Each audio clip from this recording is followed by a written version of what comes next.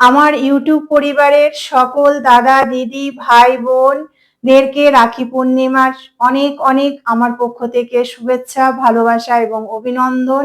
চলে এসেছি রাখি পরাতে সুন্দর একটি রাখি নিয়ে, যেটি আমি নিজের হাতে বানিয়েছি, আর তার সাথে মিষ্টি মুখ করাতে। আজকের ভিডিওটি হলো এই রাখিটি আমি কিভাবে নিজের হাতে বানিয়েছি সেটাই তোমাদের সাথে শেয়ার করব। ভিডিওটি পুরো দেখার অনুরোধ রইল। রাখিটি বানাতে বানাতে রাখি পূর্ণিমা উৎসব সম্পর্কে আমার অভিজ্ঞতা জানা কিছু বিষয় আলোচনা করব। রাখি বন্ধন বা রাখি পূর্ণিমা উৎসবটি ভাই বোনের পবিত্র সম্পর্কের এক নিবিড় উদযাপন। তবে বর্তমানে শুধু ভাই বোনের মধ্যে এই উৎসব সীমাবদ্ধ নেই। আপামর ভারতবাসীর মধ্যে ধর্ম বর্ণ নির্বিশেষে পারস্পরিক সৌহার্দ্য আর সৌভ্রাতৃত্বের বৃদ্ধির জন্য রাখি পূর্ণিমা পালিত হয়ে থাকে। হিন্দু ছাড়াও জৈন এবং শিখ সম্প্রদায়ের মধ্যেও রাখি বন্ধন পালনের চল রয়েছে।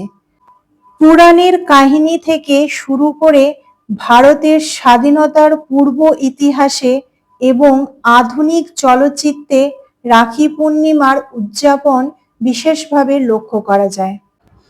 ভাই বোনের অটুট সম্পর্ক ও ভালোবাসার প্রতীক রাখি বন্ধন উৎসব।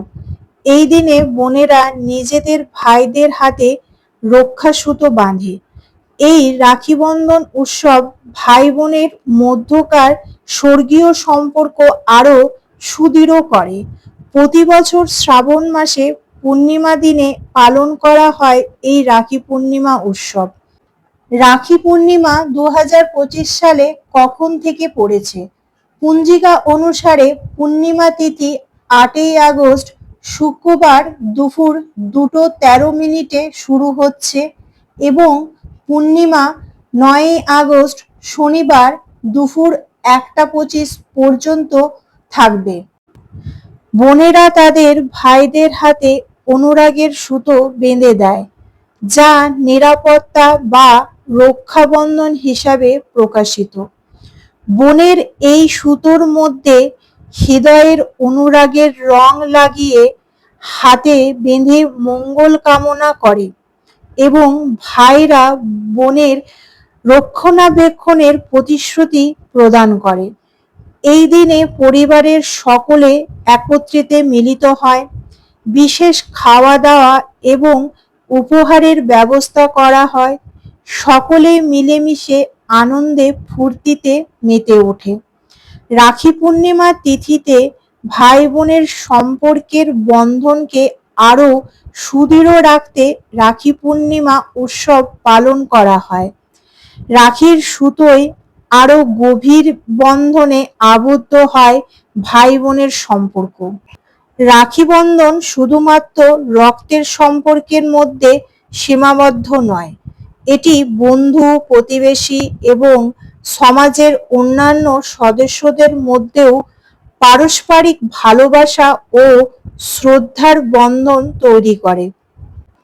এটি ভাই বোনের সম্পর্ককে সম্মান জানায় এবং সমাজের গুরুত্বকে তুলে ধরে। সংস্কৃত ভাষায় রক্ষাবন্ধন শব্দটির অর্থ রক্ষার গিঁট। যদিও এই উৎসবের সাথে সম্পর্কিত আচার অনুষ্ঠান বিভিন্ন অঞ্চলে বিভিন্ন হতে পারে, তবুও এর সবকটিতেই একটি সুতোয় বাঁধা থাকে, যা তার সুরক্ষার জন্য তার প্রার্থনা এবং শুভ কামনার প্রতীক। বিনিময়ে ভাই তার বোনকে একটি অর্থপূর্ণ উপহার দেয়। কিন্তু কখনো কি ভেবে দেখেছেন এই উৎসব পালন করার পেছনের ইতিহাস? চলুন জেনে নেওয়া যাক।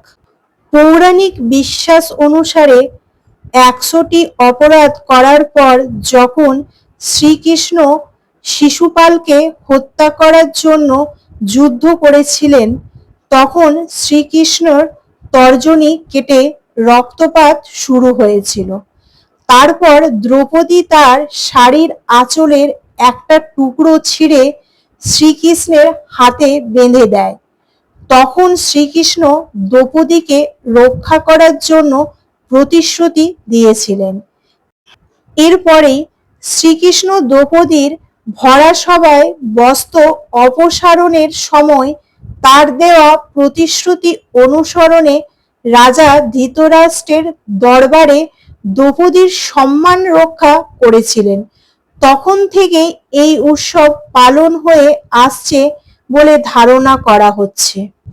ভগবত পুরাণ এবং বিষ্ণু পুরাণের ভিত্তিতে এটি বিশ্বাস করা হয় যে ভগবান বিষ্ণু যখন রাজা বলিকে পরাজিত করে তিনটি জগতের অধিকার নিয়েছিলেন, তখন বলি আশীর্বাদ স্বরূপ ভগবান বিষ্ণুকে তার প্রাসাদে থাকার জন্য অনুরোধ করেছিলেন।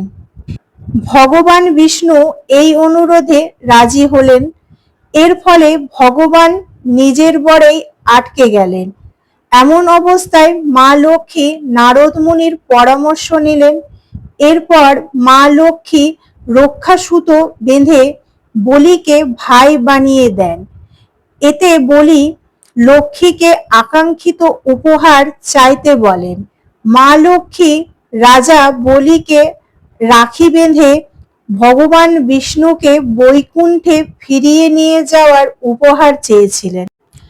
এতক্ষণ পর্যন্ত রাখি পূর্ণিমা উৎসব উৎপত্তির পৌরাণিক কারণ জানা গেল, কিন্তু ভাই বোনকে কি উপহার দেওয়া উচিত সেটাও তো জানা দরকার। এই বছর শনিবার রাখি পূর্ণিমা পড়েছে। এই দিনে লোহার বস্তু উপহার দিলে শনির অশুভ প্রভাব পড়তে পারে। তাই এই তিথিতে বোনদের বা ভাইদের ভুলেও শনি সংক্রান্ত বস্তু উপহার দেবেন না। কাউকে ঘড়ি দিলে তা সম্পর্কের দূরত্বের দিকে ইশারা করে। আবার প্রচলিত বিশ্বাস অনুযায়ী ঘড়ি বন্ধ পড়ে গেলে সম্পর্কেও এক জায়গায় এসে আটকে যায়। তাই ঘড়ি উপহার না দেওয়াই শ্রেয়। আবার রাখির দিনে বোনকেও রুমাল উপহার দেবেন না। এমন করলে সম্পর্কে তিক্ততা উৎপন্ন হতে পারে। হিন্দু ধর্মে কালো রঙকে নেতিবাচকতার প্রতীক মনে করা হয়। উৎসবে এই রঙের ব্যবহার বর্জিত। রাখি পূর্ণিমার দিনে বোনকে কালো রঙের বস্ত্র বা অন্য কোনো বস্তু উপহার দেবেন না। এর দ্বারা অশুভ শক্তির প্রভাব বৃদ্ধি পায়। কাচের বস্তুর উপহার সম্পর্ককে বিভেদ সৃষ্টি করতে পারে।